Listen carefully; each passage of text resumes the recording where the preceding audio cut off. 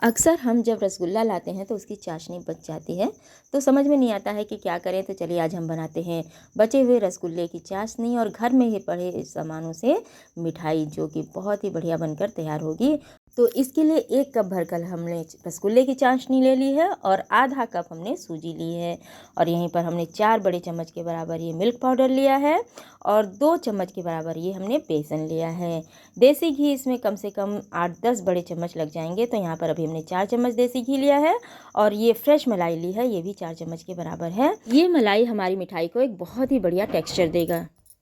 तो यहाँ पर हमने एक मोटे तले की कढ़ाई ले ली है। कढ़ाई को गरम कर लिया है और गैस की फ्लेम को लो कर दिया है। घी डाल दिया हमने कढ़ाई में और हमने जो सूजी लिया है उसको डाल देंगे और लो फ्लेम पर सूजी को हमें कम से कम 10 से 12 मिनट तक अच्छी तरह भूनना है। तो सूजी के साथ हमने यहाँ पर जो बेसन लिया है उसको भी ऐड कर देते हैं, जिससे कि सूजी और बेसन एक साथ अच्छी तरीके से रोस्ट हो जाए। इस रेसिपी में सबसे बड़ा काम यही सूजी और बेसन को अच्छी तरीके से रोस्ट करना है। हमें इस बात का ध्यान रखना होता है कि हमारी ये सूजी और बेसन जलने ना पाए और ना ही तो कच्चा रहने पाए। तो 4 चम्मच घी हमने पहले डाला था और अब इस समय भी हम 4 चम्मच घी डालेंगे और इसको अच्छी तरीके से रोस्ट करेंगे। बीच बीच में इस तरह से जब हम घी डालते हुए अपनी सूजी और बेसन को रोस्ट करेंगे तो ये जलेंगे भी नहीं और अच्छी तरीके से ये भून जाएंगे और जो घी का फ्लेवर है वो भी हमारी इस मिठाई में बहुत अच्छा आएगा। तो इसको बहुत पेशेंस के साथ हमें भूनना है। और यहाँ पर हमने सूजी जो है मोटी वाली ली है, क्योंकि हमें अपने जो लड्डू हम बनाएंगे उसका टेक्सचर बिल्कुल दानेदार चाहिए। और इसमें हम जो ये मलाई डालेंगे उससे भी इसमें एक टर्निंग पॉइंट आएगा और उससे भी हमारा लड्डू बहुत ही दानेदार बनकर तैयार होगा। तो यहीं पर हमने जो मिल्क पाउडर लिया था उसको भी डाल देते हैं। ये भी थोड़ा सा भुन जाएगा, एक अच्छा सा फ्लेवर आएगा, क्योंकि हम अपनी इस मिठाई में कोई मावा नहीं डाल रहे हैं। तो ये मिल्क पाउडर और जो हम मलाई ऐड करेंगे वही हमारे इस मिठाई को बहुत ही शानदार बनाएंगे। तो हमारा जो सूजी और बेसन है ऑलमोस्ट भुन चुका है, उसका कलर चेंज हो चुका है। तो हमने यहीं पर मलाई डाल दिया है और इस समय हमारी कढ़ाई काफ़ी गर्म है, तो हमने गैस की फ्लेम को ऑफ कर दिया है और कंटिन्यूअसली चलाते हुए हमें अब अपने बेसन और सूजी को भुनना है। वैसे तो ऑलमोस्ट ये भुन चुका है, थोड़ी सी कसर रह गई है, तो इसको हमें और अच्छी तरीके से भून लेना है।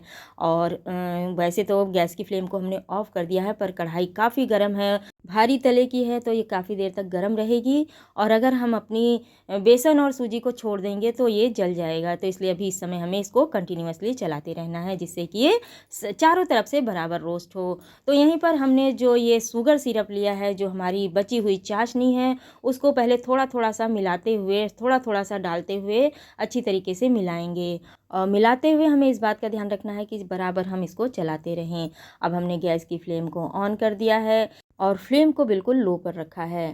तो हमारा बेसन और सूजी तो काफ़ी अच्छी तरीके से भुना जा चुका है, पर उसका फूलना भी ज़रूरी है। तो हमने जितना 1 कप पूरा जो शुगर सिरप लिया है उसको पूरा डाल देना है। पहले हमें देखने में लगेगा कि ये ज़्यादा हमने शायद डाल दिया है, लेकिन नहीं, हमें अरे इस बेसन और सूजी को फूलना भी ज़रूरी है, तभी हमारी मिठाई बहुत बढ़िया और माउथ मेल्टिंग बनकर तैयार होगी। तो अब हमें इसको लो टू मीडियम फ्लेम रखते हुए इसको थोड़ी देर तक और भूनना है, जिससे कि हमारी सूजी अच्छी तरीके से फूल जाए। तो जैसा कि आप देख सकते हैं बॉयल आ चुका है। तो मिक्स को हमें बराबर से चलाते रहना है, जिससे कि ये जलने भी ना पाए और सूजी अच्छी तरीके से फूल जाए, तभी हमारी जो मिठाई है बहुत ही शानदार बनकर तैयार होगी। तो इस तरह से हमें अभी कम से कम 5-7 मिनट और लगेगा, लो टू मीडियम हीट रखते हुए हमें इसको अच्छी तरीके से कुक कर लेना है। इस तरह से लगातार चलाते हुए जब हम सूजी को अच्छी तरीके से पका लेंगे तो कोई भी खाएगा तो इसमें पता करना मुश्किल हो जाएगा कि ये हमने सूजी से बनाकर तैयार किया है, क्योंकि जो हमने मिल्क पाउडर और ये जो मलाई डाला है उससे बिल्कुल भी नहीं पता चलेगा कि हमने मावे या खोए का इस्तेमाल नहीं किया है। तो बीच बीच में हमें देसी घी का इस्तेमाल करते हुए अपने इस पाक को अच्छी तरीके से पका लेना है।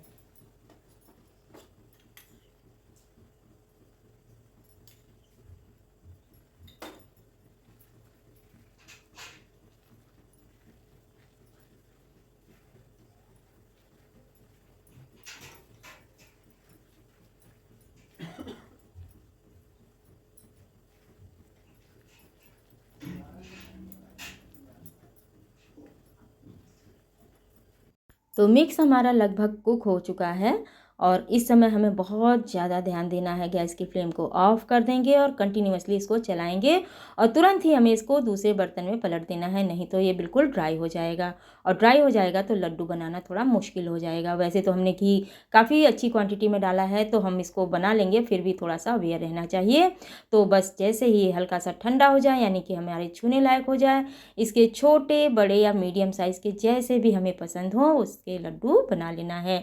इसको या तो हम लड्डू के रूप में रख सकते हैं और लड्डू ना बनाना चाहें तो हल्का सा प्रेस कर देंगे तो ये पेड़े का शेप ले लेगा। तो इस तरह से जब हम इस शानदार सी मिठाई को बनाकर तैयार कर लेंगे और किसी को खिलाएंगे तो कोई भी ये नहीं समझ पाएगा कि हमने इसको किन सामानों से तैयार किया है। अगर हरी इलायची का स्वाद और फ्लेवर पसंद हो तो 3-4 हरी इलायची कूटकर अगर इसमें डाल देंगे तो उसका स्वाद, उसकी खुशबू बहुत ज़्यादा बढ़ जाएगी और मिठाई का स्वाद भी कई गुना बढ़ जाएगा। तो इस तरह से घर में पड़े हुए सामानों से हमने ये शानदार सी मिठाई बनाकर तैयार की है, जो कि खाने में बहुत ही टेस्टी और लाजवाब है और इसको हम कई दिनों तक रख कर खा सकते हैं और बिल्कुल ही ये ख़राब होने वाला नहीं है, क्योंकि हमने इसमें पानी का इस्तेमाल नहीं किया है।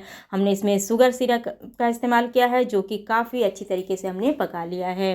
तो इस तरह से बचे हुए चाशनी से, अगर चाशनी नहीं बची है तो चाशनी बनाकर भी हम इस मिठाई को बनाकर तैयार कर लेंगे। तो ये बहुत ही जल्दी और बहुत ही शानदार टेक्सचर वाली माउथ मेल्टिंग मिठाई बनकर तैयार हो जाएगी। इसको बनाने में जो खास बात ध्यान रखनी है बस वो ये है कि हम जब बेसन और सूजी को भूनें तो उसको भूनने में बिल्कुल भी कोई भी लापरवाही ना करें। बिल्कुल ध्यान से हमें उसको भूनना है। हमारा सूजी और बेसन बहुत अच्छी तरीके से भून गया तो हमारी मिठाई बहुत ही टेस्टी और लाजवाब बनकर तैयार होगी। और जब हम मार्केट में किसी त्यौहार पर कोई मिठाई लाते हैं तो उसमें कितनी मिलावट होती है हमें इसका पता नहीं होता है। किस तरह के इंग्रेडिएंट्स वो इस्तेमाल कर रहे हैं हम ये नहीं जानते हैं, बस वो देखने में अट्रैक्टिव होती है और हमें वो बहुत पसंद आती है। तो हमारी मिठाई भी एक कम अट्रैक्टिव नहीं दिख रही है। तो इसको इस तरह से घर में अगर हम बनाते हैं तो हम स्वाद के साथ साथ अपने स्वास्थ्य का भी ध्यान रखते हैं, जो कि बहुत ज़रूरी है।